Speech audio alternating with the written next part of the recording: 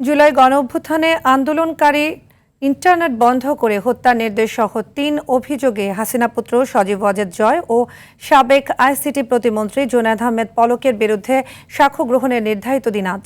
বিচারপতি গোলাম মর্তুজা মজুমদারের নেতৃত্বাধীন আন্তর্জাতিক অপরাধ ট্রাইব্যুনাল ১-এ হবে এ বিচারিক কার্যক্রম। পরে একই ট্রাইব্যুনালে আরও একটি মামলার বিচার কাজ হবার কথা রয়েছে। অন্যদিকে ট্রাইব্যুনাল ২-এ যাত্রাবাড়ীতে পুলিশ কর্মকর্তার ছেলে তাইম হত্যা মামলায় ডিএমপি সাবেক কমিশনার হাবিবুর রহমান সহ ১১ আসামির বিরুদ্ধেও সাক্ষ্য নেওয়া হবে।